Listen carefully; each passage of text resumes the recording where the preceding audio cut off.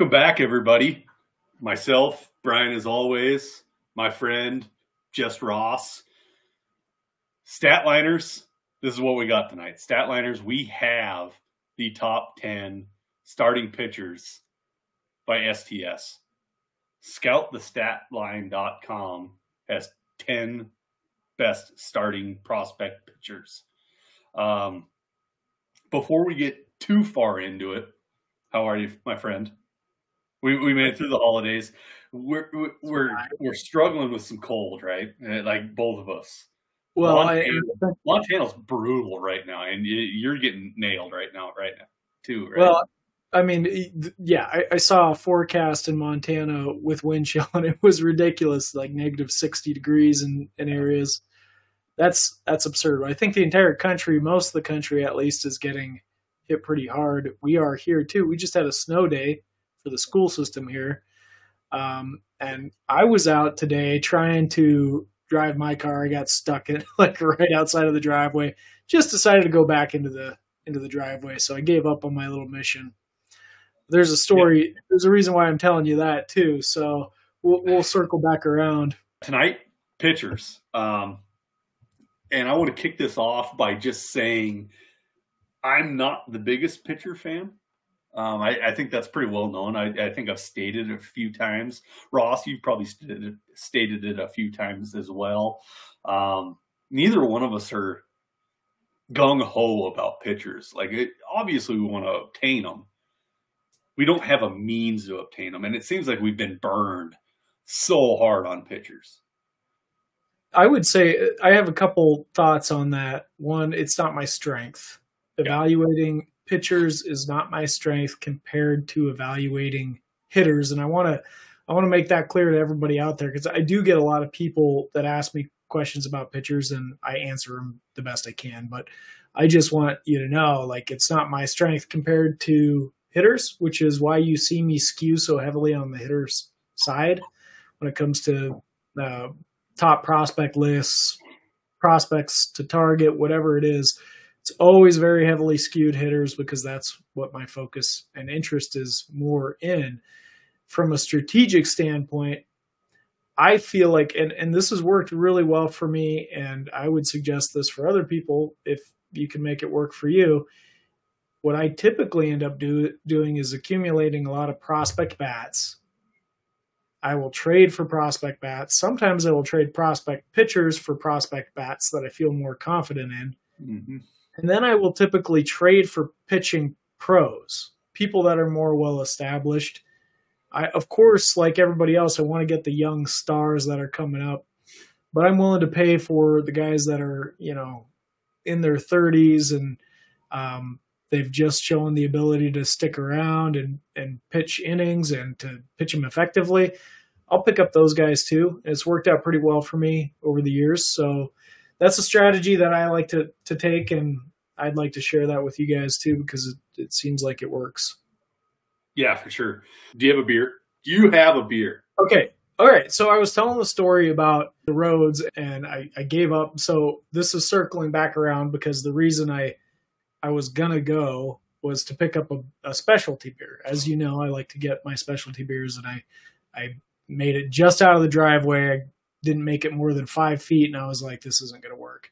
So I rocked it back, and I eventually got it back into the driveway. So I did not get a specialty beer. I do have beer, and nice. I'm going to drink something very plain. Unfortunately, this is what I have in the fridge is Modelo. Everybody knows Modelo. It's a good substitute for a Corona. Maybe it's a little bit better than a Corona. Depends on who you're talking to. But a Mexican lager. Nothing too flashy here. But we're going to have Modelo while we talk about pitchers. And if only I had a lime too. Probably do have some lime juice upstairs I could squeeze in there, but I'm going to go ahead and crack another one and pour it in there too. Nice. Yeah. What do you got? You know what I got? I got our official sponsor. It's going to happen. I'm telling you, it's going to happen. Yeah. The mountains are blue, Coors Light. You know what is also blue? Is pretty much everything that happens on Scout the Statline. Blue is our color. It's our color. Yeah. So Coors Light, like if you want to pop out here and be like, yeah, I'll hand Brian a couple $1,000 to keep doing this podcast, I would represent the whole time. Plus, I love it. I've already poured one. It tasted delicious. So I was trying to, so I did well, fellas. And ladies and gentlemen, I did very well. I abstained, I think is a good word for it. I've been doing dry January. I fell off the wagon a little bit on last Saturday. It is now Wednesday. I made it 2 weeks without having a single drop. And now I'm social drinking with my friend, just Ross.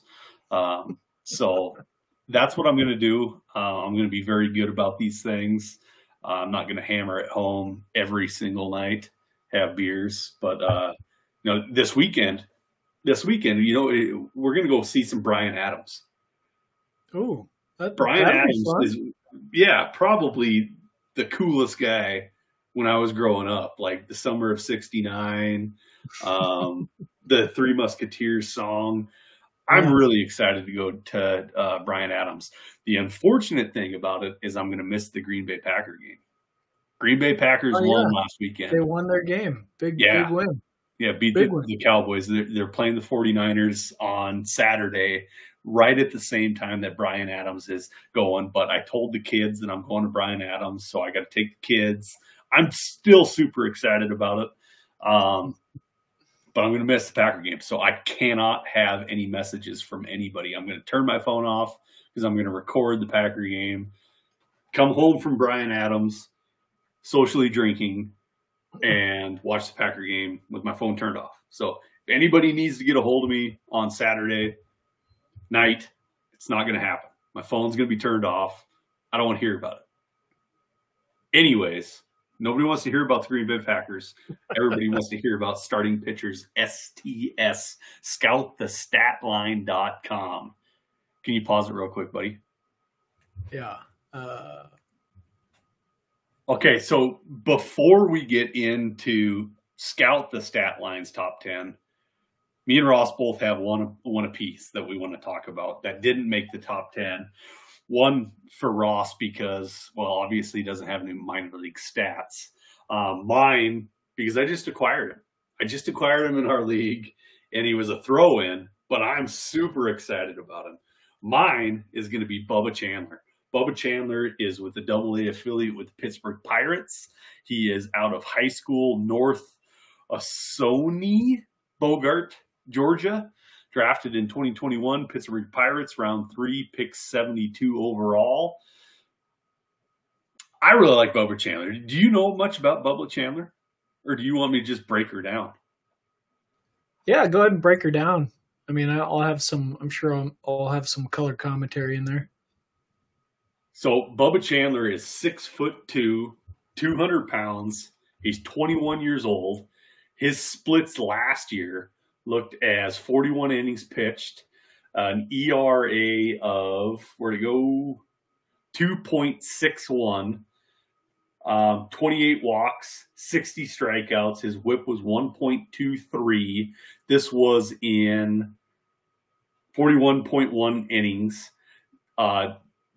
This year, he got promoted to high A and double A. He pitched another 111 innings. His ERA was 4.54 with strikeouts 128, walks 51. His K per 9 is, so his first K per 9 in 2022 was 13. In 2023, it was 10.38. Now, the thing about Bubba Chandler was he was going to be a dual threat. He was going to be a hitter and he was going to be a pitcher. They have since moved off that since last year. He is going to be a strictly pitcher. I really like Bubba Chandler. There's a lot of growing up to happen here. He's only 21 years old. He's already in double A. What do you got on Bubba Chandler? Anything? Yeah, so that's interesting. And I mean, it really goes to point at how hard it is to be a two-way player. And we've seen other guys that come in like Brendan McKay. We've got now Bryce Eldridge, and most of the time, I'm thinking these guys are going to end up settling with what they do best. And I thought the same thing was going to happen with Ohtani too, but very special talent there. I think with Bubba Chandler, there's some concerns with his control. His walk rate is relatively elevated, but as somebody that is now really honing his craft, maybe that's something he can work on and improve. So it's an interesting pickup, and yeah, we'll have to see how he develops. But right now, AA, he's made it to AA, and he's just 20. That's pretty promising. Yeah, he's my guy. I'm putting a rubber stamp on Bubba Chandler.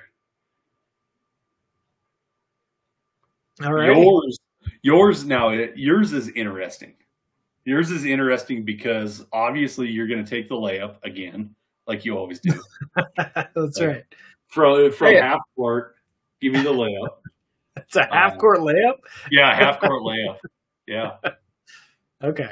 All right. So I'm like releasing the ball at half court, or like I'm no, you're doing the Michael Jordan Space Jam dunk from half court where your arm stretches out. Like, come on. Why are you making it so easy? So I picked I'll just jump right into it. The player that I wanted to talk about, because he's not on our list and he needs to be mentioned, is Yoshinobu Yamamoto, who I've done he's the only pitcher that I actually did an expose on for the next big thing. So go check that out, because that's going to give you all the information that I have in my head about him right there in a nice clean presentation. Then you get to see some video of him. But he's an import from Japan. This guy just signed the largest contract in Major League history for a pitcher ever. And he's coming over from Japan. That's just shocking. Like, he signed for more money than top Major League pitchers, Garrett Cole. So he's just absurd, and he can make a claim to potentially be the greatest Japanese pitcher in Nippon professional baseball history. He's coming over with that, and he's only 25 years old. Yep. So still really young. His career ERA in Japan was 1.72. He won 3, I believe, E.G. Sawamura awards, which is the Nippon Professional Baseball League equivalent to the Cy Young Award. I mean, it's a pretty impressive resume for a 25-year-old, pitched through his age 24 season. Roki Sasaki gets all the headlines, and he deserves it because he's unbelievable. I can't even imagine what that contract will look like if he makes it to 2027 or whatever before he comes over, because that thing, as long as he stays healthy, is going to be absurd. So even though he deserves it, Yamamoto has been the more effective pitcher. He's been the best pitcher in Japan, and so we get to see what he's going to do stateside. This guy is my number one pitching prospect, if you can call him a prospect even. So that's why I felt like he needed to be talked about. Just listen to this. He's coming over this last season. He had a 1.16 ERA. 1.16 ERA with a 0.86 whip. So, I mean, it's not a bunch of pushovers there in Japan, Granted that from all reports, they're going through more of a dead ball era than like what we're seeing over here. Nonetheless, I think it's incredibly impressive, and he's clearly very, very much above his peers. Polished. So very polished. And if you watch him pitch, he's got an excellent repertoire. He's got this yo-yo curveball that he throws that's really good. His, I think it's a sinker splitter, is pretty devastating splitter, I think it is. And he throws in the mid to upper 90s with his fastball with excellent location. I think I saw somewhere, Baseball America somewhere gave him like an 80 grade for his control, which is really impressive. So there's a lot to be really excited about when it comes to Yamamoto. And I feel like he's been kind of short sold by people. Like, we're not taking him number one, you know? We're not taking the guy that just signed the largest contract for a pitcher ever, number one in your first year player draft. I don't know. I mean, I question that wisdom a little bit. It could potentially be the best pitcher in the league at that kind of money level. At least those executives believe that could be the case. Yep. So yeah, between him and Ohtani, we had $300,000 go to Yamamoto. Did I say that right? Yamamoto. 300 million to 325 million to Yamamoto. Yep. And then 700 million to Ohtani. We had $1 billion between two players of Japanese descent. Is Ohtani's Japanese, right? Yeah. Okay. Yeah, I wanted to make sure that I said that right. So $1 billion of Japanese descent. Let's not. I know that he's not facing the same lineup every single game, but let's be honest about it. The Japanese just beat the Americans in the World Baseball Classic. Yeah. I know it's not the same lineup, but there's hitters there. Some superb hitters. No, we've got a really good one that's going to be coming over. Yeah. Maybe next 2 years from now, I think, Munetaka Murakami. I mean, he was chasing the Nippon professional baseball record, home run record just 2 years ago. So they do have some hitters. I mean, they've got talent over there, you know. Superb talent. Obviously. Superb talent. So here's coming an extremely dominant pitcher to like flip the MLB on its head a little bit. So super excited about him. Can it be a different ball game where, you know, 4 out of the 9 guys are slapstick? It could be, and you know, whatever, it is what it is. But the 1.6 ERA, 1.16. Oh yeah, 1.72. Okay, in his career, that is wild. I don't care who you're facing, you don't get that in the DSL. Yeah, no, he's absurd, and I mean his entire career. So last year's 1.16, he also had a no-hitter last year, was the lowest single season of his career. But get this, the range in his career, the highest of his career was when he was an 18-year-old rookie, and it was a 2.35 ERA. That's the range. Yeah. I mean, it's minuscule. That's minuscule. And he won the Iji Sawamura Award in 2022 with a 1.68 ERA, which is, I mean, that's pretty pedestrian by Yamamoto's standards at this point. So, I mean, okay, let's say it translates to a 2 in the MLB. You got a Cy Young winner. Yeah, well, no doubt if he's going to keep it that low. I'm just saying. No doubter. I think that's 0.4 higher than what he's doing now. That's a Cy I Young think winner. Projections are coming in more like between 3.5 ERA, you know, and I mean, that's Zach Wheeler.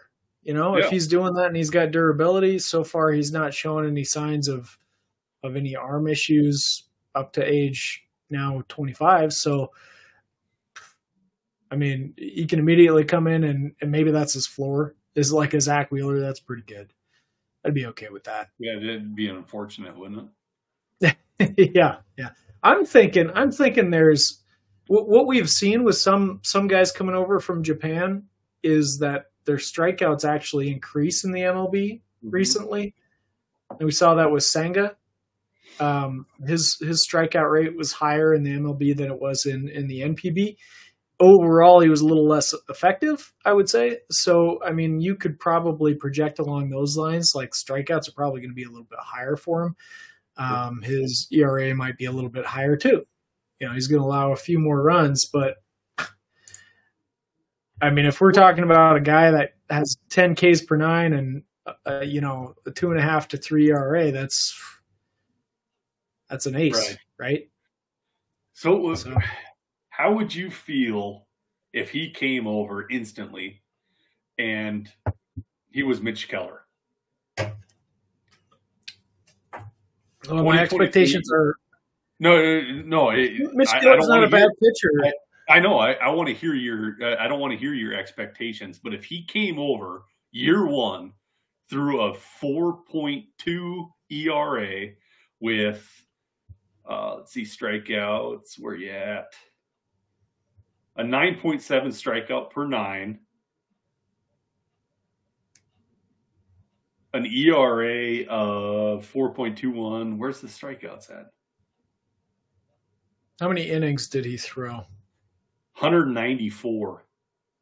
Okay. I mean, you couldn't consider it to be a failure, but my expectations, I would be disappointed with that output. I think he can do better.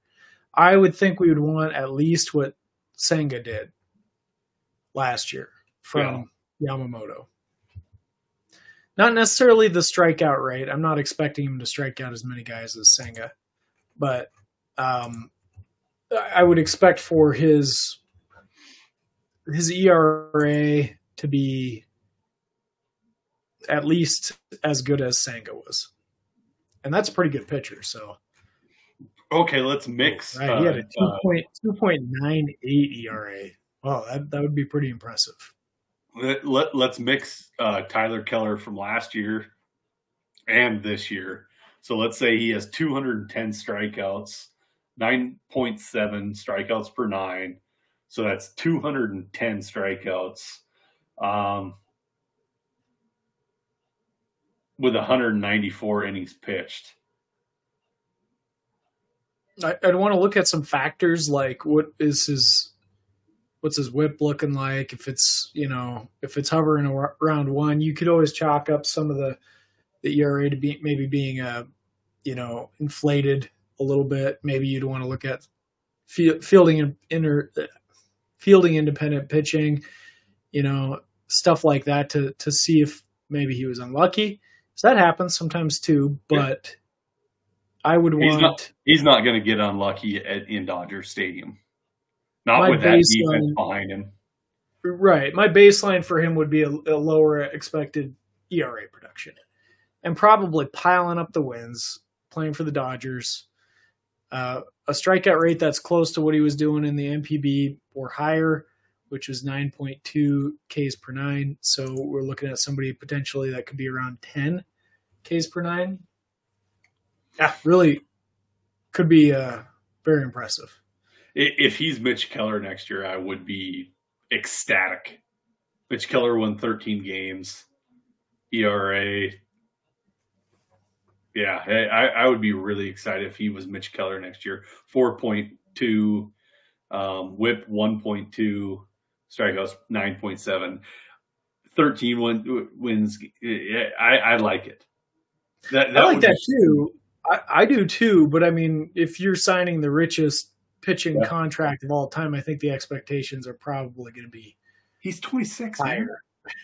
He's 26. 25. 25. He's 25. Well, he'll be 26, right? He'll be 25. Oh, wow. He pitched last year at 24. Okay. 25 this year. Yeah. I don't know why I was so hung up on Mitch Keller there, but it is what it is. Yamamoto, go get him. FYPD, my expectation there is that he has a case to be number one. Right now, I'm placing Langford number one and him number two. But if you're looking to win now and if you're in need of pitching, Yamamoto is probably your guy. I think it's kind of a coin flip, to be honest. I'm always going to lean towards the bat.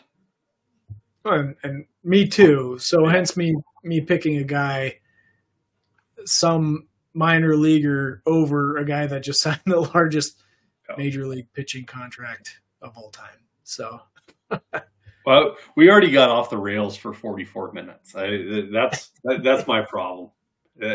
I asked Ross to give me one. I said Bubba Chandler for about 5 seconds, and then we went straight into Ross's. Let's go into number 10. Number 10, and Scout the Statline's top 10 pitchers is going to be Cade Horton.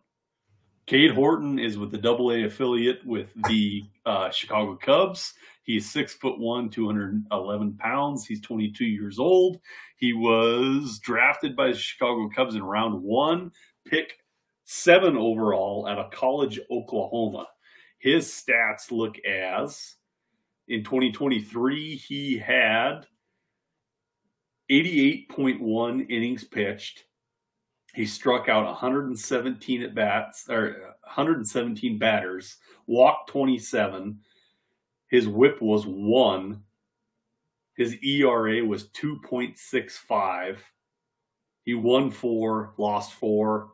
His K per 9 was 11.92. Cade Horton's got all the stats that you would want in a pitcher. He is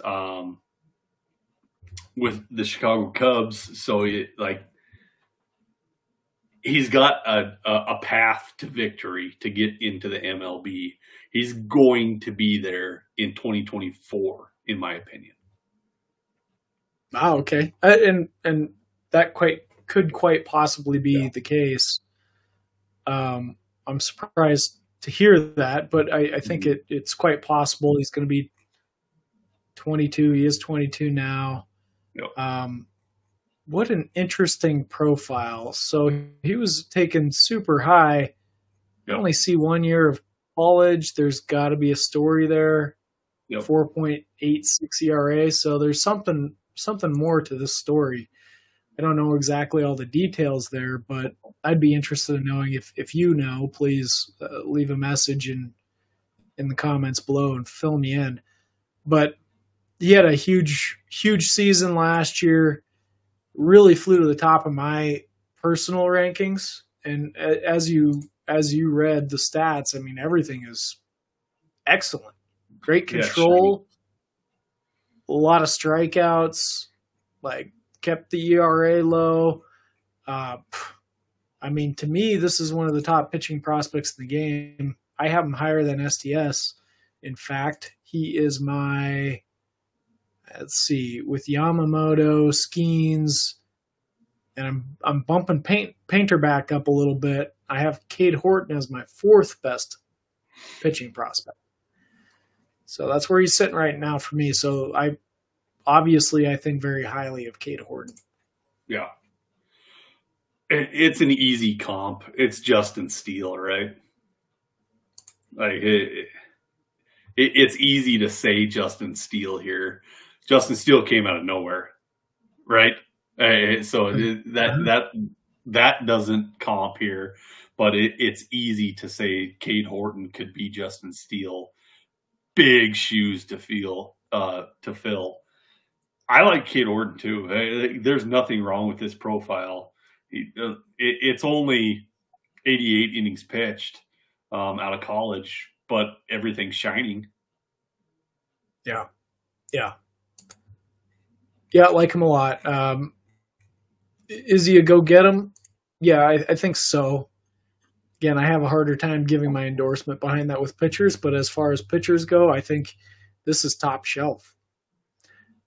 So out of everybody in this list that we're going to go through, he's the guy that I have. Oh, you know what? I missed somebody when I was talking about my pitchers. I missed Tiedemann, so he's my 5th ranked prospect, pitching prospect. Sorry.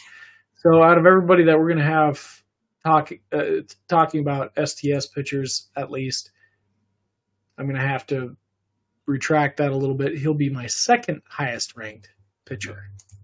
Yeah, I would agree with that. So we got 10 tonight. He would be number 2 for me. Yep. Cade Horton, I agree with you. It's go get him. I don't know how you guys feel about pitchers. I don't sell the farm for pitchers. This one, I would look pretty hard to go get him. Yep. And agreed. I think we see him this year. I think we see him in the MLB this year. I mean, with the way that prospects are moving in general and how pitchers do also, I feel like a lot of teams now are taking a different approach than they used to, where they used to sort of apply the kid gloves. Mm-hmm. It feels to me now like they're like, use it or lose it. You know, Yeah. That's the attitude, is like, you got a fresh arm, use it before it breaks, or something along those lines. Just seems like the mentality has shifted over the last year or two, to where you could easily see somebody making that bounce. I mean, right away, even. Yep. Yeah, even if it's in a bullpen role. I mean, it's hurry up and get them up there. Yeah. You know? Such a different approach than I think we've been mostly used to over the last 10 years, 15 years. So I like that approach too. Let's get off the rails again for just a second. Like, I wouldn't mind a lot of these pitchers coming up into as Cade Horton has shown. He's 22 years old. He won't be 23 until August. Throw him in the bullpen for a little bit. Keep him stretched out, like no big deal. But throw him in the bullpen to see the major league hitters, and then start working up into those quality innings. Why waste that arm down in the minor leagues? Well, and I think we've seen frequently enough that the other approach of treating them with kid gloves on hasn't really worked. I mean, think of like Alex Reyes coming up, huge arm, you know, number one prospect billing by Baseball Prospectus, I believe, back in the day. And it just didn't work. I mean, his arm fell apart, and, you know, he's finally kind of made his way into the major leagues now. Yeah. So, I mean, all those years of good pitching, I think that they're just, a lot of teams are just looking at this differently now. They're like, we could have used it back then, you know, and now we have a version of that that's not quite as talented maybe as the original one that we didn't get to use because we didn't want to damage it, you know, got damaged anyway. And I speak about Reyes, but I'm speaking generally. I don't want anyone to think that I'm talking about him very specifically on that. He was just an example. Yeah, we're not going to have, you know, not every one of these guys are going to be Verlander, where he's just a freaking machine. You know, and if it's something like, so I guess this is the question. I'm glad we're on a tangent right now, so I can get this off my mind. But like, maybe it's just innate. We just don't know. Like, I think there was a school of thought that came through that it's like you can train them to be durable, perhaps. And maybe there's a new train of thought that's coming through, and it's like, you either have it or you don't, you know? Yeah. So we're going to put it out there and see if you got it. You know, and I hope that they don't push anyone to their limits so that their arm snaps or something goes terribly wrong. Of course, that's not something that I would ever want, but I think that it just seems like something's different. Like there's this mentality of like, you have it or you don't. We're going to put you out there. We're going to let you use what you got, your electric stuff, you know, and hopefully you do got it. Yeah, in my little pea brain, it says stick them in the bullpen, bring them out for 2 innings, and just let the flames fly. If your arm falls apart during that, then it is what it is. Like you can't help that. But then, you know, as you mature, as you get older, as you get into 26, 27 years old, then start, you know, warming up into a starting pitcher, because then you're fully mature, you know, throughout your arm. You have scar tissue going up in there. You're ready to rock and roll and start blowing it out there. That's my pea brain. That is my pea brain saying his arm's ready to go nuts. Give him 7 innings and see what happens. Am I wrong on that? Well, I don't know. I mean, no, I'm not. I'll cut you short. I'm not. To build up durability, right? Like usually pitchers aren't just going to easily make that transition. We're going to really get off the rails here. So like, let's rein it back in after I make this comment. Jordan Hicks by the way. He signed a new contract as a starting pitcher. So he's going to be a starting pitcher. He's moving into the rotation. And he was trying to move that direction, I think, last season too. But so we have a smaller gentleman that's been in the bullpen, multiple arm surgeries. Like I was talking about, bring these guys into the bullpen, let them be flamethrowers, and then move them in a starting pitching role. Well, this is the backside to that where it doesn't work. I don't know. I like the idea of it. Obviously, I'm dumb because you just pointed that out. No, I think it's an interesting move. I'm intrigued to see how it plays out. Does he still have the same gas that he used to have? He was throwing like 109. It was redonkulous, he was throwing way too freaking hard to be a starting pitcher. He could be an opener, like give him 2 innings and then pull him out of there. But well, he'd probably dial it back as a starter anyway. But yeah, I think he did dial that thing up to 102, 103. I don't know. I think he hit 104, like 104? A lot. Yeah. Yeah. Anyway. That's not helpful. We'll see. Cade Horton, go get him. Cade Horton, go get him. Let's dial it back. We're reeling it back in. Let's blow through these guys. Let's talk about our next one. Our next one is with the AAA affiliate for the Atlanta Braves.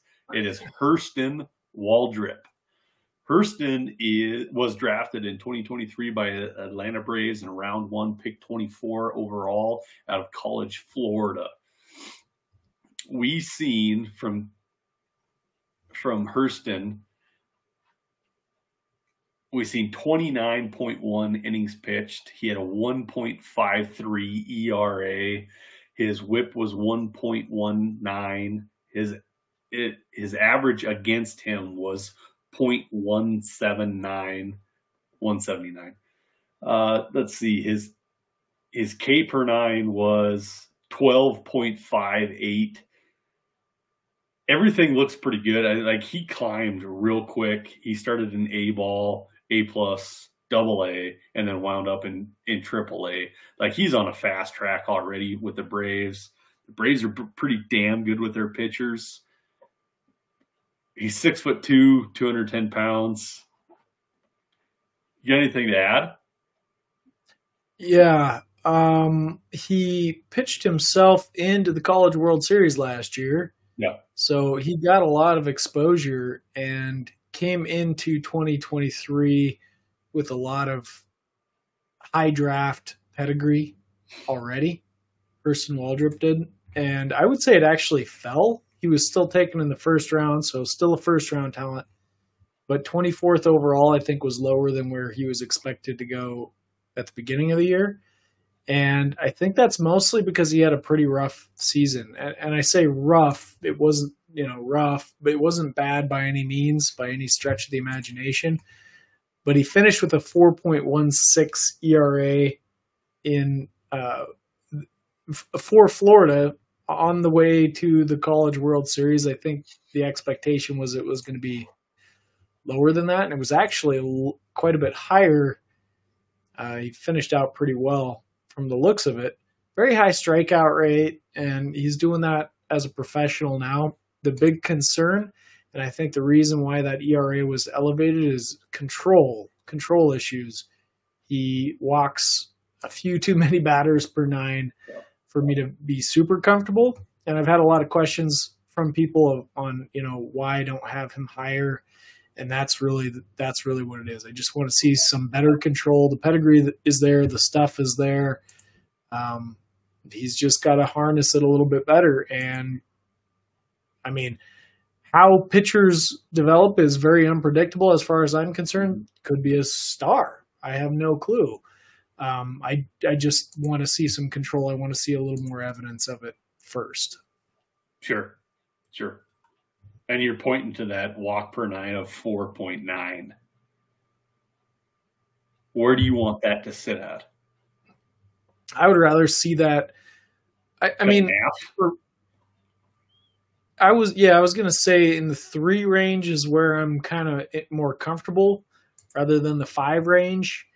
I have no hard rules on it. He strikes out a lot of guys, but you could see that in college too. He was walking 5 per 9 too. So there's a slight control issue going on there. His whip in college was nearly 1.4. That's pretty high. Yeah. You don't want to whip that high. It's going to be hard to keep your ERA down if you're putting that many people on base. So I chalk that up mostly as a control issue. I think if you can harness it, then sky's the limit. Just a thought real quick. As a baseline, where would you like your K per 9 to be standing and your walk per 9? So the way that I look at it, and these things are all they're all squishy, right? Like just like with hitters where you see one thing and it kind of drags something else in another direction or what you would like to see. But in general, like I guess like a baseline would probably be a walk per 9 around 3 is where I don't want it to start going much above 3.5. And a strikeout per 9. It used to be if you were getting 9 strikeouts per 9, that was pretty good. That bar is inching up a little bit. We're seeing more strikeouts in the major leagues. So I would still say that that's kind of since you asked for a baseline, I'd say that's my baseline is 9 per 9, but it's inching up. Okay. So for these purposes, I'm just going to say 10 K per 9 and a walk of 3. Maybe even give it 3.5. If we're going to go 10, let's go 3.5. Okay. Because I always like to talk about our walk or our strikeout percentages, stuff like that. I always like to comp that or to our on base plus slugging, anything, at 9, we're super excited about. So I want to keep that baseline. Anything above 10 K per 9, anything below 3 walk per 9. Super excited about. And I mean, and we even use this as a stat on STS, which we have K percent, we have strikeout percent, we have walk percent, and we also have strikeout percent minus walk percent. So when I was saying it kind of, that there's a relationship between those two things, that's what I mean. K percent minus walk percent is going to be an important factor in here. Kind of like, I guess your batting average and your OBP or something like that. They're going to drag each other a little bit, or there should be a little bit of drag between them. So ultimately, the relationship between those two things is important because if you're trying to strike people out, here's why it's important. If you're trying to strike people out, you're trying to give them pitches that are not hittable, right? That's your goal. So that opens up the possibility for more walks. If you're pitching outside of the zone, if you're pitching things that are on the fringe, if they can't hit it, then often that might be a ball that you're trying to get them to swing at. So that's why there's a relationship between those two things in my mind. For sure. Hurst Waldrop. Go get him. I'm kind of a wait and see on him. Yeah. I'm not the talent, like I said, the talent is there. I just want to see that control harnessed a little bit better. Now he's in the major leagues and he's with a really good organization, so you could certainly see that happen. That was going to be the next thing that I brought up. He is with a great organization for pitchers. The Braves, top notch. They aren't going to ruin him. Right. Injuries can happen. Falsehood of getting called up into the majors and stuff like that. The Braves, he's in good hands. Good hands. Yeah, agreed. All right, moving on. Moving on to our next one. We got a mustache. and that is going to be Drew Thorpe. Drew Thorpe is with the AA affiliate with the San Diego Padres.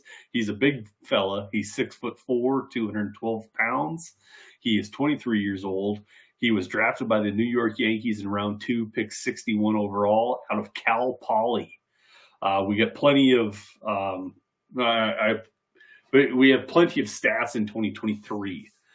He has 139 innings pitched with the high A affiliate and the AA affiliate.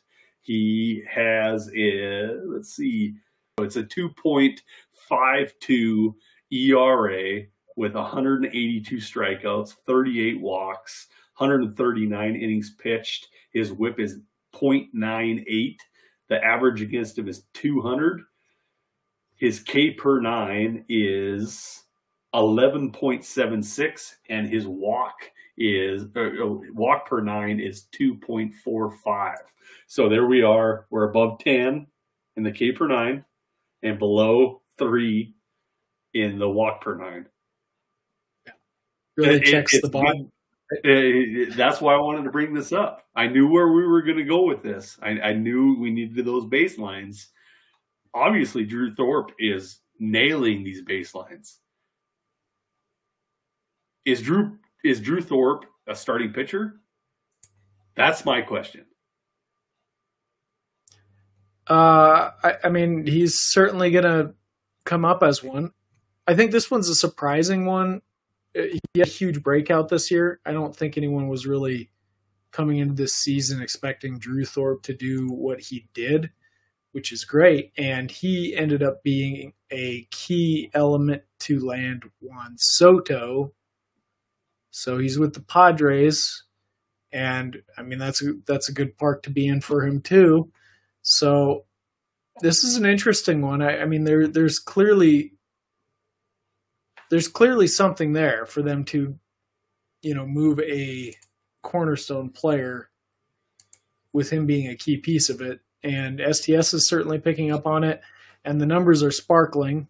This is one of the best profiles, I think, in the minor leagues from 2023. So he's definitely somebody you want to go get, I think. And he doesn't have a ton of hype following him yet. From my understanding, he throws a really good changeup, and that's kind of his bread and butter. Okay. What kind of heat's he got behind him? Do you have any kind of stats on his heat? Looks like his fastball is in the 89 to 93 range. I think I like that. I think that's the route that I'm starting to go, especially since this last year that they started calling it not the slur, the swiper. So Sweeper. Yeah. So they started calling it the sweeper instead of a slider. It was kind of this oddball stuff going on. I think, are you more of a high velocity guy, or would you like more movement? I mean, I like both. I mean, I think everybody likes the flamethrowers, right? In general, 'cause it's just fun. But I was kind of brought up more on the guys that had the pinpoint control and the wicked movement. Those are the guys that I'm really interested in. But of course, I like velocity too. Who doesn't like it hard and fast? That's just sounding wrong, huh? You did that. Gotta catch myself sometimes. All right. Anyway, yeah, we're on a podcast, Ross. Let's not do this talking stuff. So at that point, I mean, I know this is matter of fact, this isn't. We're going to go off on a tangent again, and I don't care because that's what we do. And this might not even, but I think it's a good comparison. What would you rather have? Would you rather have Randy Johnson or would you rather have Greg Maddux? For fantasy? I'd rather for fantasy. I'd rather have Randy Johnson. Because of the strikeouts. Oh, yeah. I mean, the strikeouts are huge. They're big numbers. In general, in real baseball, it's a lot closer. And I think I still go Randy Johnson, but it's so close. I really like Greg Maddux. I mean, we're talking about two legends, Titans of the game. I mean. And Maddox's strikeout numbers are fantastic anyways. Like, let's not kid ourselves. They're still really good, but he kept everything right where he wanted it to be, where Randy Johnson was just blowing you away. He wanted people to be able to put the bat on the ball, just not put it on the ball well. I mean, that was his game. Randy Johnson was just trying to blow it past him, man. Yeah. I mean, he killed a pigeon, for God's sakes. Yeah. But both are legends. I mean, And there's nothing that I like better besides that video of Randy Johnson crushing the pigeon than revving up some old videos of Greg Maddux pitching, because it's just fun. Like, so much movement, so much pinpoint control. You know, I think they did kind of expand the strike zone for Greg Maddux a little bit, or that was just the 90s in general. But, man, just watching him pitch it's artwork, you know. Yeah. So really impressive stuff. I'm a huge fan of Greg Maddux, and I grew up with him. So have you ever watched the documentary? I don't think it's an actual documentary. It's just Greg Maddux talking about pitching. He's the funnest guy to listen to. It's just this straightforward, I'm talking to you. You don't need to say anything else.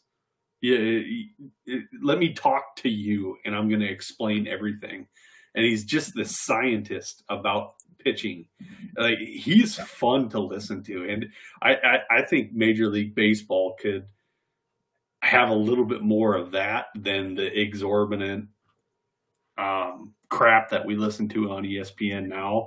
Just somebody just telling you exactly what happened, when it happened, how he did it, and nobody was going to hit this. I knew where I was going to put it. I was going to put it in the down left corner, and then the next pitch I was going to go right up, and nobody was going to touch me.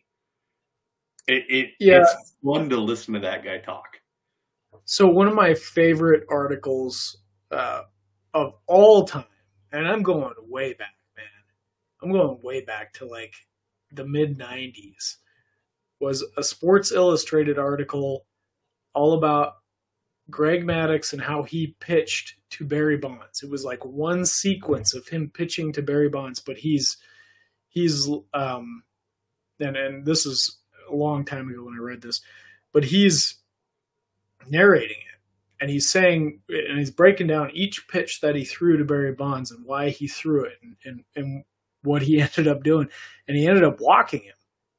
And at the end of the sequence, he says, sometimes it's better to just walk a guy than to let him, do some damage. So he was trying to pitch around him to, get him to swing at something bad. It was just, two masters of their craft going up against each other. And Greg Maddux got himself into a position where he was trying to win the battle, and he just knew he wasn't going to be able to win the battle gracefully. And so he gave him a free pass, Incredible article, but it's talk about the art of pitching just encapsulated in one head-to-head battle. Pretty incredible stuff.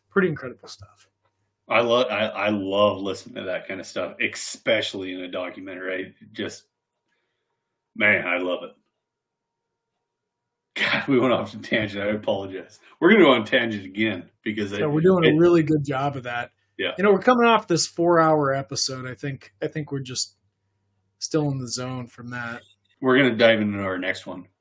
And we are sitting at what? 1, 2, 3, 4, 5, 6, 7. So our 7th pitcher is Tekoa Robbie. Tekoa Robbie. St. Louis Cardinals, 6'1", 185 pounds, age 22. He was drafted by the Texas Rangers in round 3, pick 86 overall. Pine Forest, Pensacola, Florida. Tekoa Robbie. Tekoa Robbie's got, in his career, 185 innings pitch, ERA 4.38.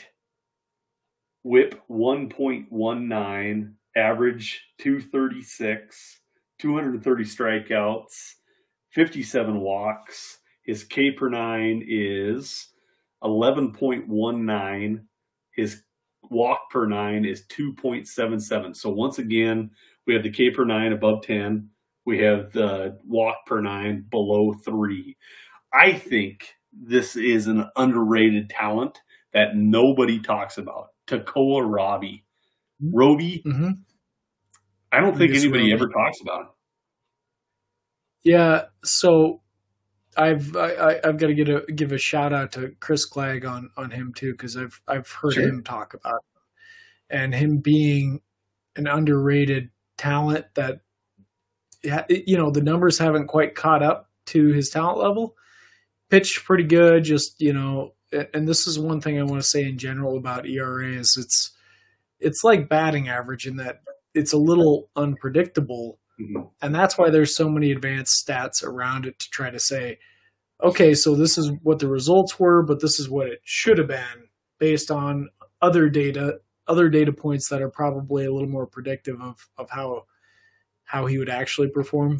And I think Roby is one of those guys that might have gotten a little bit unlucky. And here's an example of how I mean that. His ERA this last season was a 4.64. That's pretty high. And as a result, his projected ERA from this season's results is a 4.84 at peak as a professional. That's not very good, right? You don't want that on your team. But his projected FIP, fielding independent pitching, is a 3.55.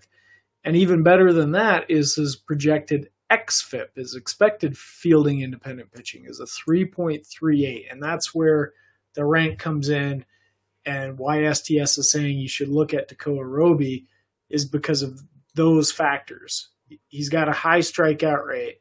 He doesn't walk very many guys. You can see those in the numbers pretty directly. His, again, getting back to this K percent minus walk percentage is pretty good.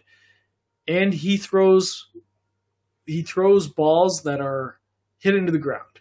This is a factor that we like to look at STS as well. If you're a ground ball pitcher, if you're keeping it inside of the ballpark instead of letting it go out of the ballpark, you tend to be a little bit more successful. So Tekoa Roby is checking those boxes, and he's somebody you want to keep your eyes on for sure. And he's coming with a very limited price tag, so in my books, this guy is a go get him. Go get him. Nice. So yeah, what Ross is, just throw a number at it. His home runs per nine in 2023 was 0.93. Career 1.26. So one home run per 9 innings. Less than that. Tekoa Robbie.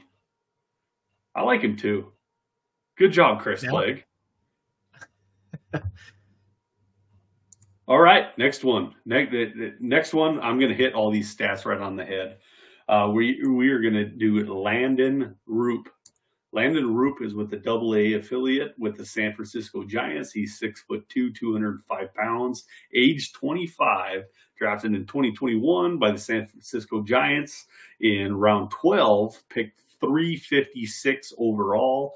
North Carolina, Wilmington is the college that he came out of. His ERA overall in his career stands at 2.40, 146 innings pitched, 208 strikeouts. His whip is 1.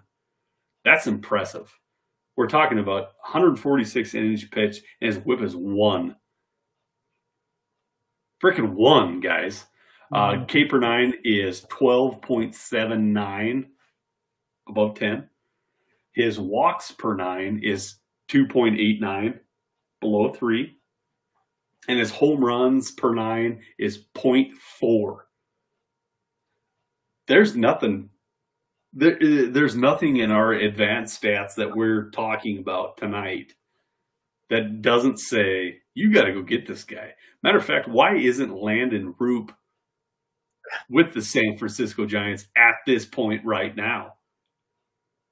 So he was hurt a little bit. He was hurt a little bit this year. He only pitched 10 games. But you're right. And he's getting up there, and he gets zero hype. Have you ever heard anyone talk about this guy? I don't even know who he is. I don't think I've ever heard anyone talk about him. And he's now 25 years old. The highest level he's made so far is Double-A. Again, he was limited last year. So there's some reasons for that, but the fact that you've never heard anyone talking about him, to me, indicates that this is somebody that you want to open your eyes to and try to acquire on the cheap or add in your extremely deep league if you've got some availability, and he's out there.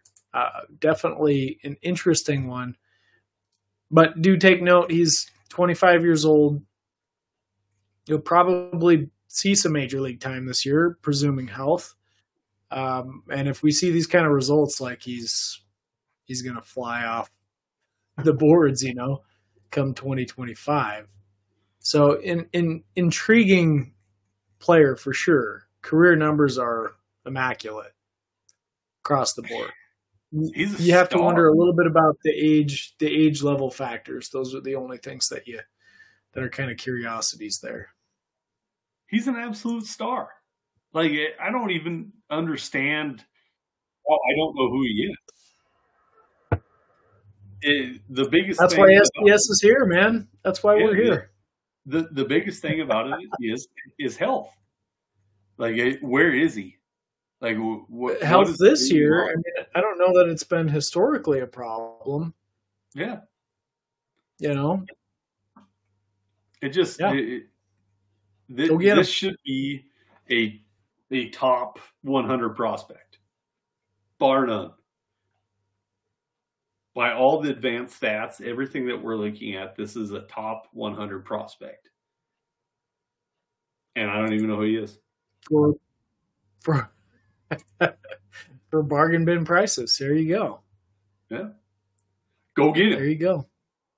Go get Landon Roop. Like right now. Agreed. All right. We're going to jump into our next one. This is somebody that we all know about. And I'm interested in this because I don't understand what the hell's going on here. Ross probably doesn't understand what the hell's going on here. I don't even know if the Texas Rangers know what the hell's going on here. And with that, didn't he get drafted by the Diamondbacks before? He got drafted originally by the Mets. Actually, that's right. Looking back on this, he was drafted by the Rockies twice. Yeah. Out of high school, he was drafted by the Rockies, and then the Mets drafted him out of Vanderbilt. He didn't sign with them. Yep. Went back into the draft and was shockingly drafted higher the next season, which that was a big surprise, I think, to everybody. But he was picked third overall by the Rangers, who we love that organization, and he showed a ton of promise this year, but then again just went down with injury, Yeah. We haven't even mentioned his name yet, but I think everybody knows what we're talking about. That's right. His name is let's go. Kumar Rocker. Kumar Rocker, high affiliate with the Texas Rangers. Huge gentleman, 6'5", 245 pounds. He's 24 years old. He was drafted by the Texas Rangers in round 1, pick 3 overall out of Vanderbilt.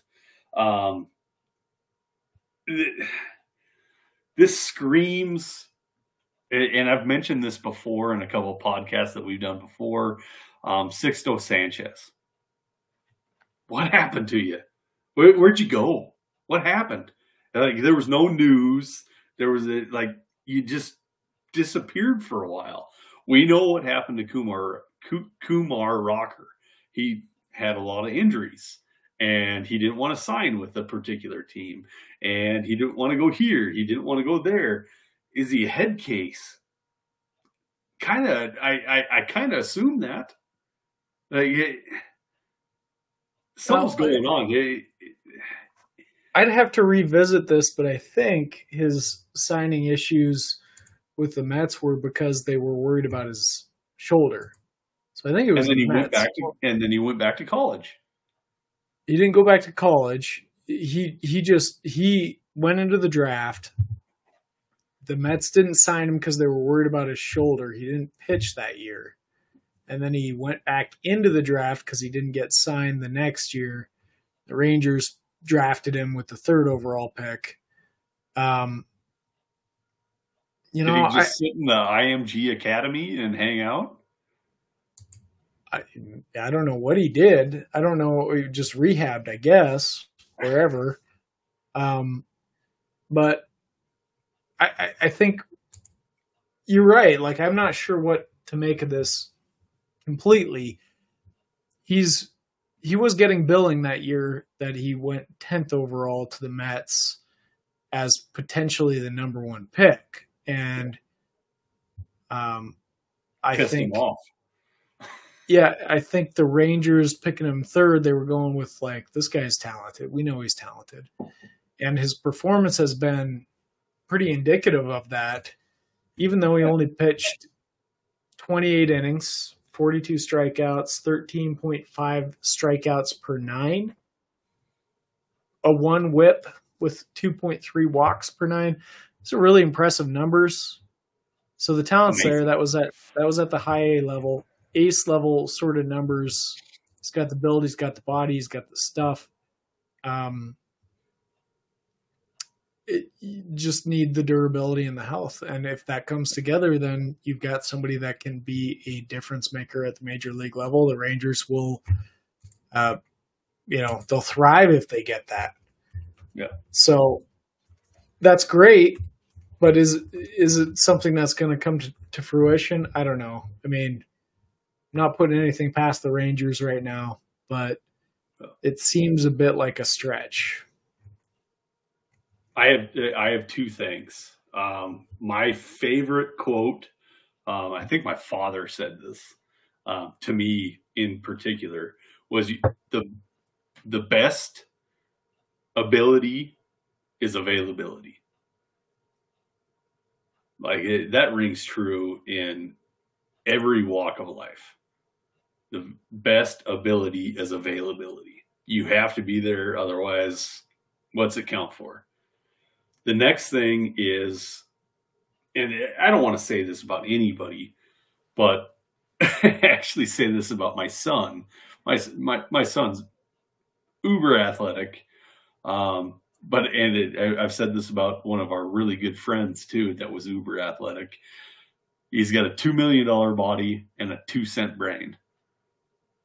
And that's kind of where I'm coming with Kumar Rocker right now. $1 million body, 2-cent brain. You got to figure it out. There's so many signs pointing towards just like you got to play, man. You got to freaking play. Otherwise, what's it all for?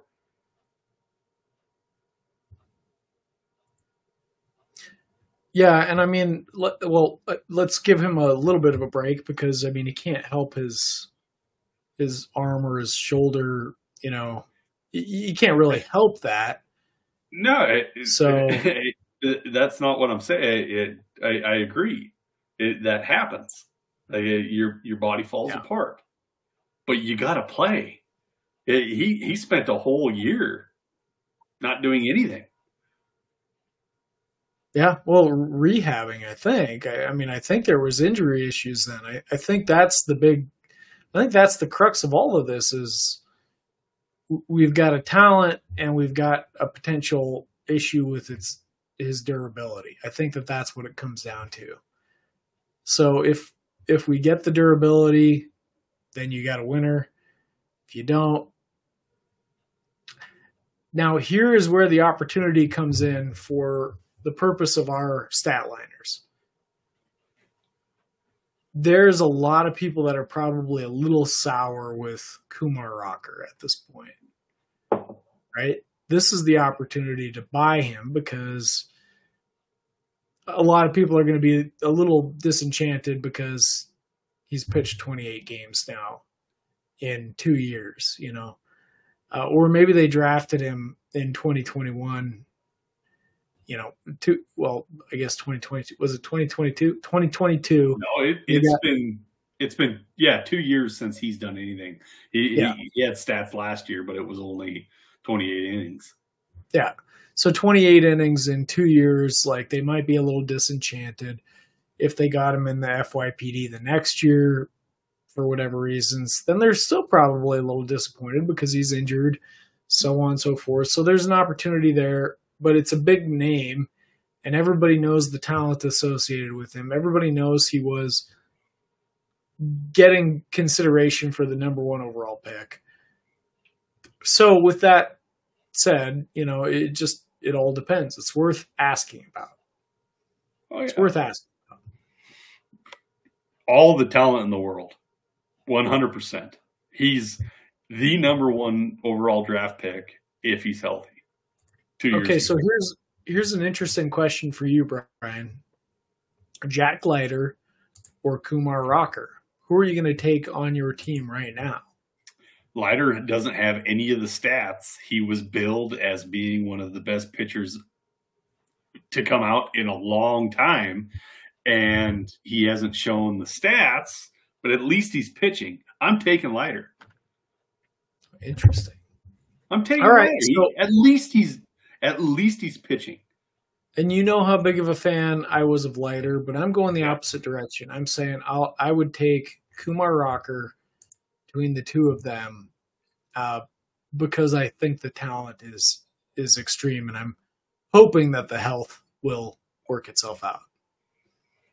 I hope the same thing. I really do. I hope the kid can figure it out and get rocking and rolling. But man, there's something in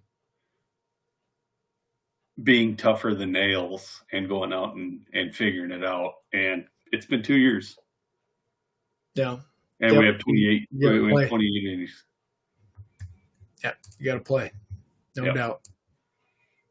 That is not a shot against you, Kumar. I think you're amazing. It's just best ability is availability.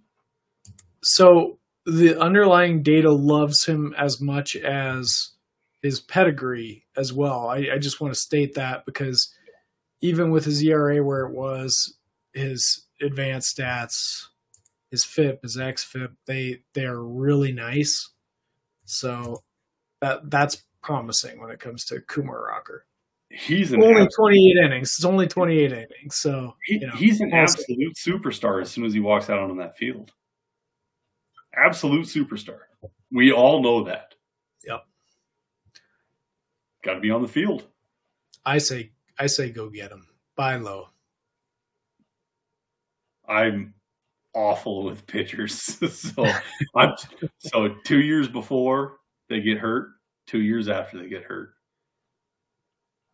Oh, you probably can bide your time. That's true. That's a good point.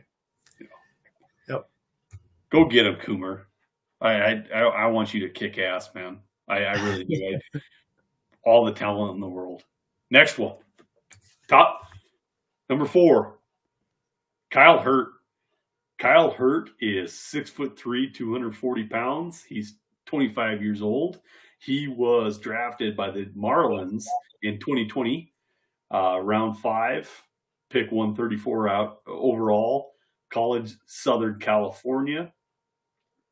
His stats in the minor leagues was 4.63 ERA, 184 innings pitched, 297 strikeouts. His whip was 1.39. He has debuted with the Dodgers. His K per 9 is 14.87, but he has an inflated walk rate of I'm going to backtrack just a little bit. I apologize. The career numbers are 14.47 in K per 9, and his walks are 5.51. Home runs, per 9, 0.78. So that looks good. I think everything right now is pointing towards his walks are just way overinflated. He's got strikeout numbers, just missing the zone a little bit. What do you think? He's hurt, but he's healthy. Hurt? Hey, how about that? Talking about Kumar Rocker, now we're on Kyle Hurt. I like it. I like the profile. I mean, I want to stipulate this. I want to be very strong about this. I like this profile as a reliever. And I think his future is as a reliever. I don't think we're looking at a starting pitcher here. So he's been a starter. Yeah, he's been a starter most of the time in his minor league career, but he's not throwing huge amounts of innings in any given year. He did throw 92, 94 this year with the major league time. I think his future is in the bullpen. I don't think he's got room in the rotation for the Dodgers anyway, but big strikeout numbers, as you mentioned. The walk rate is really what's going to push him into the bullpen, in my opinion. They can use him for an inning or two when his arm's fresh, and he'll get out there and strike out some guys, get him through an inning.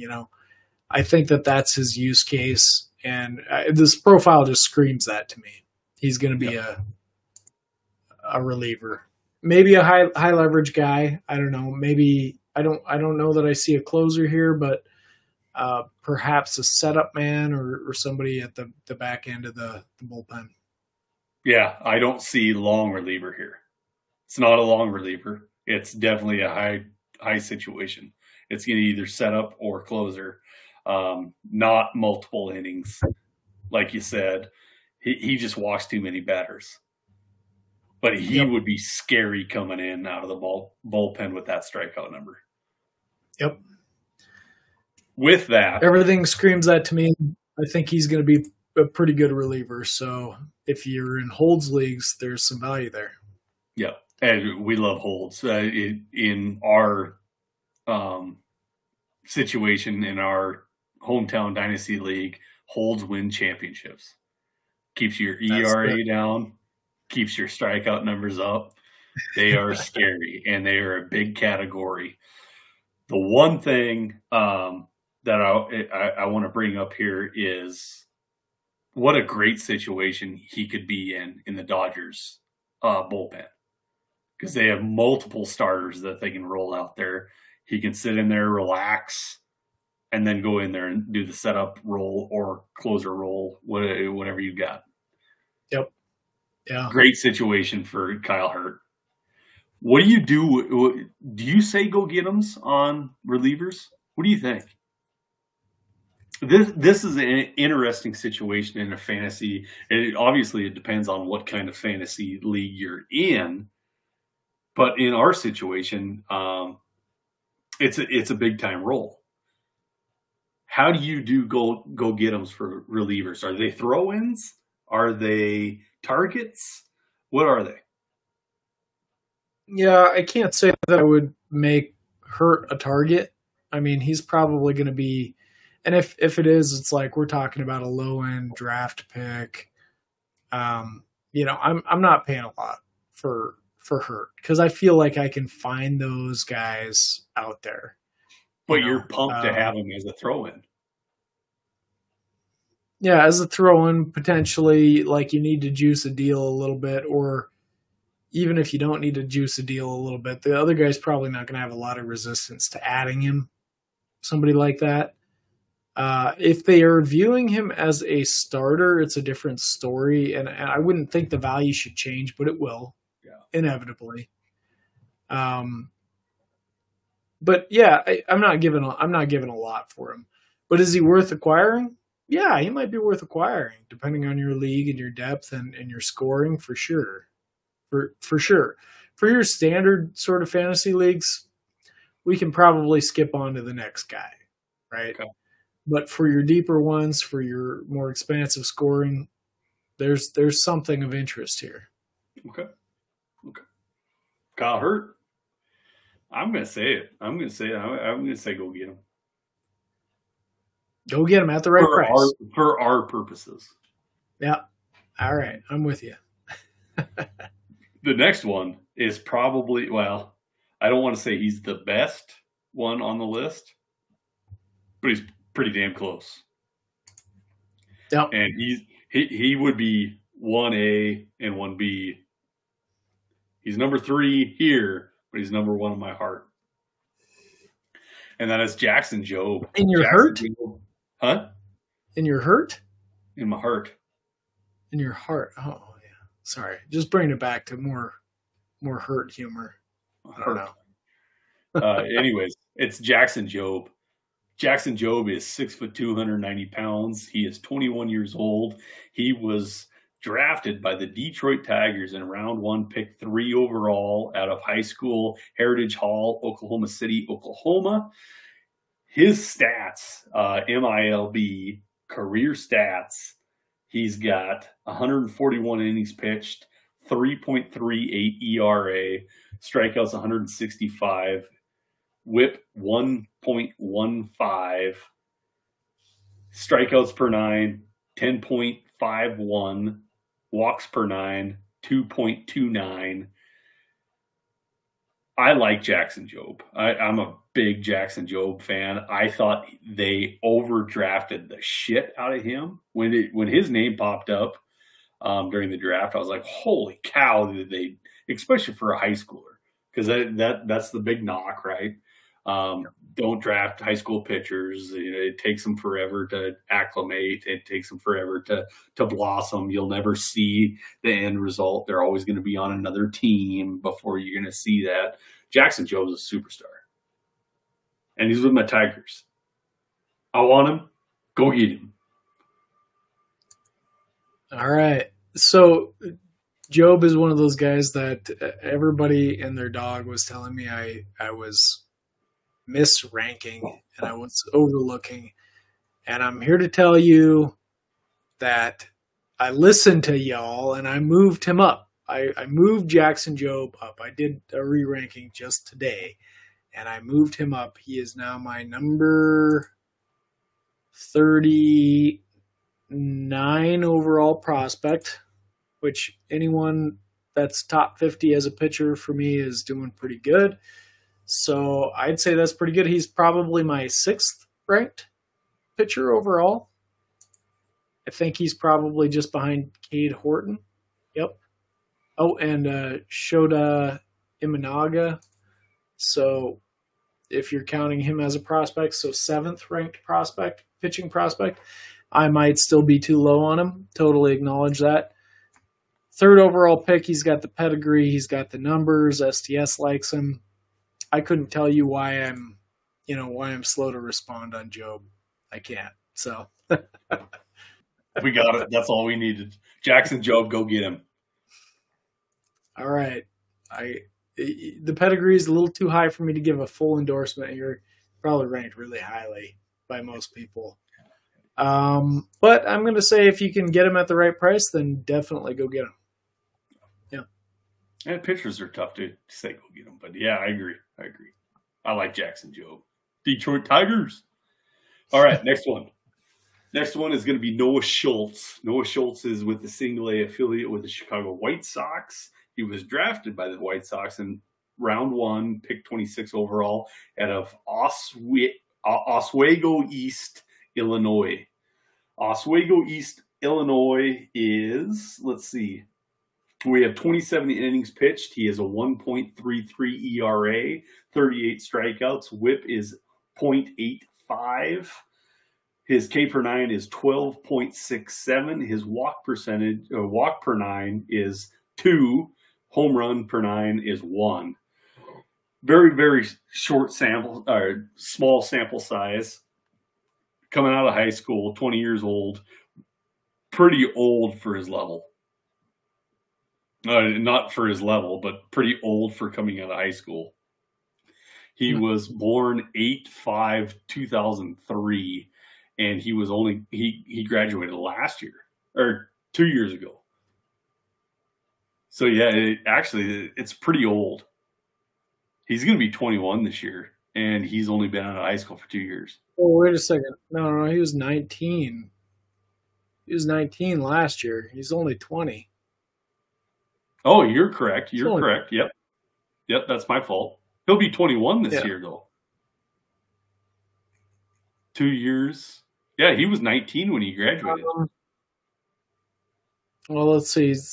He'll be 21 in like, what does it say here? August 5th. August. Near the end. Yeah, pretty old for a high schooler. He is 6'9", 220 pounds. Huge individual. What do you think about Noah Schultz? I mean, the potential here is off the charts, I think. 6'9", huge guy. That in itself is a baked-in advantage, and strike rate is incredibly high. The walk rate is really low. He clearly was putting performance behind his numbers here. The whip overall was minuscule. Just want to see a little bit more, right? That's kind of where we're at with him. I have him ranked in my top 100 at number, let's see if I can find him real quick. He's behind Job, which should make everybody happy. But he's not that far. Number 42. Are you a little concerned? Are you a little concerned? Well, I'm sorry. What was that number? Number 42 overall. 42. Are you a little concerned that he's only in A at 20 years old? Not much. Not much concerned. I mean, we'll see where he's at starting this year. I'd imagine he might be in high A. God, he's got to start in double A. To start the year this year. I don't worry about that as much with pitchers in general anyway, because I don't feel like that they follow the same kind of development plane that most hitters do. And I mean, okay, so here's my examples for this. And this is a big reason why I was sharing my philosophy on, or my approach for pitchers. Randy Johnson didn't debut until he was 25. We're talking about the prototype for a tall pitcher. And Randy Johnson had all sorts of problems, right? He struck out everybody, but he walked everybody too. Mm-hmm. Like that was his calling card through the first half of his career, even as a professional. The second half of his career, he was the most dominant pitcher in the league. You know, and not until he was 30. He didn't walk people at all. Like that's the kind of trajectory that you can sometimes see with pitchers. And I mean, how do you take the guessing out of that? It's a lot harder to take the guessing out of something like that. So you still have to look at the numbers, right? And what I'm looking at is a guy that follows that prototype, but he right now is showing that he's got control. So you just need to see a little bit more. That's how I feel. And yeah, probably at higher levels that would be helpful too. But he's got to be healthy, and he's got to be out there and show some durability. If anything, right now, that's what I would cue in on, is the durability to be able to stick around for a full season. Yeah, we have 27 innings pitched. I mean, we have nothing at this point. You know, everything's terrific, everything's great, but we only have 27 innings pitched. Yep. Correct me if I'm wrong. It was about 30 years old that Randy Johnson hit a stride, right? Oh, let's see. Yeah, late 20s to 30. Yeah. Yep. So, pitchers are tough. I would love to just sit here and say I'm an expert on pitchers because I would make millions of dollars. I know a lot of people find a niche in doing that. And, you know, there's some really big names out there that they're excellent at that. Yeah. It's not my focus. So I'll continue to focus on what I'm good at. I'll try to dabble in what I'm not good at anyway, just because. Noah Schultz, he's a go get him, or what do you got? Yeah, I think so, at the right price. Again, Right. most of these guys are going to be the similar kind of answer for me. For sure. All right, we're going into number one. Number one, and I think everybody can agree on this one, right? Yeah, I think so. If we're looking at from a performance standpoint. I mean, I would put somebody above him, but he got hurt last year. That was Andrew Painter. Andrew Painter would be my number one overall pitcher. I love me some paint. But our number one pitcher this year is going to be Ricky Tiedemann. Ricky Tiedemann is with the AAA affiliate. He's 21, or I apologize, AAA affiliate with the Toronto Blue Jays. He is 6'4", 220 pounds. He is 21 years old. He will not be 22 until August of this year. He was drafted in 2021 by the Toronto Blue Jays, round 3, pick 91 overall. College was Golden West, junior college, Golden West, California. In his minor league career, he has 122 innings pitched, 2.71 ERA, 199 strikeouts. His whip is .99. His K per nine is career is 14.6, but this is notable. In 2023, his K per nine was 16.7. Walks are 3.82 in his career. In 2023, it was 4.7. Does not give up home runs. No home runs to even speak of in his career is .29. So he is getting beat by walks and hits, not home runs. Ricky Tiedemann looks like a future absolute superstar. What do you think?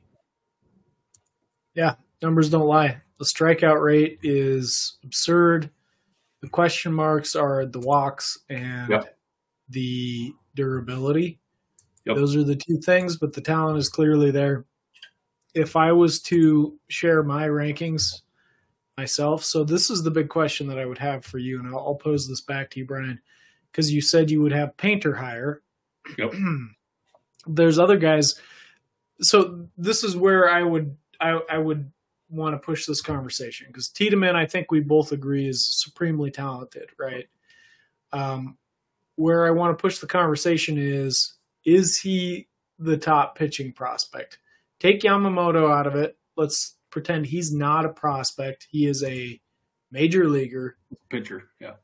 He's a major league pitcher, but is Tiedemann at that point your number one pitching prospect? It sounds like you would have Painter.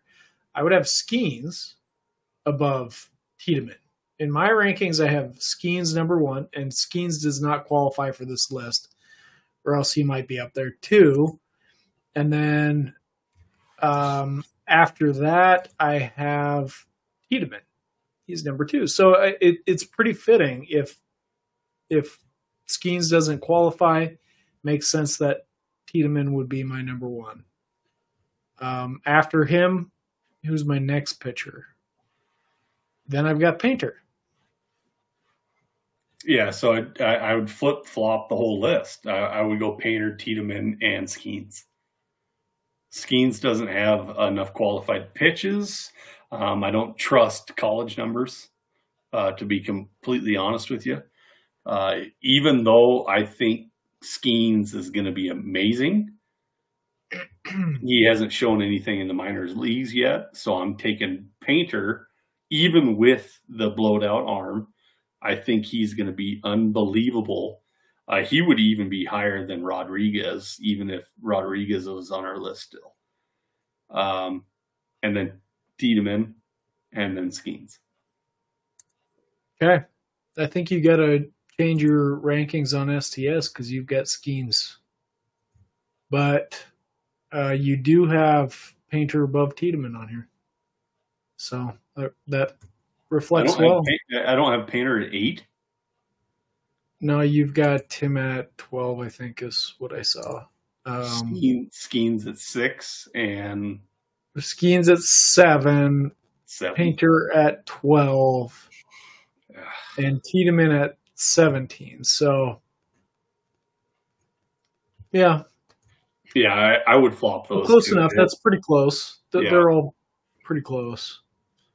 During the draft, I think, because I haven't updated that till right after the draft. I'd have to think about it, but I'd still hold Painter in a higher regard than I do Skeens. Interesting. Okay. So he'd be your, and this is worth pointing out too, Painter didn't qualify for this list too because he didn't pitch. Yeah. So Tiedemann would be your number one then. No. Of guys that qualify. Skeens does not count, right? Because Skeens didn't qualify. Correct. So the next guy would be Tiedemann, right? Is that right? So he would be your number one. So Ricky would be, my number one because he'd be the only one that qualified. Yeah. Okay. All right. Well, I think we're kind of on the same page then. We at least have those 3 guys as our top 3 non-Yamamotos. Yeah. And if you add in Yamamoto, those are our top 4, it sounds like. So at least our grouping is the same, if not the order. So yeah. Okay. Yeah, Tiedemann's superstar talent for sure. There's some talk that Tiedemann's like, especially within our group, Tiedemann might be like as high as like number 3 on all of prospects. It's probably a little high for my blood. Yeah. Pretty high. That's what we got for our top 10 pitchers. All right, Statliners. That's what we had for the starting pitchers this year. We're going to do more. We're going to do more. And then this is the end of ranking season, right, Ross? We're done. So from here on out, guys, we're going to have fun. We're not ranking anything. Well, we might do the top 10 of everybody's individual stuff. Get Doc on here. Get Mr. Ryan Epperson in here. Get some of the other guys from scoutthestatline.com. Get some of these guys on here. We'll just talk ball. And I think we're going to have fun this year. I think we're going to have some episodes where we just talk. If you guys like listening to us talk, that's what you're going to get. Sounds thrilling. It's going to be awesome, Ross. I believe. All right, guys. See you next time.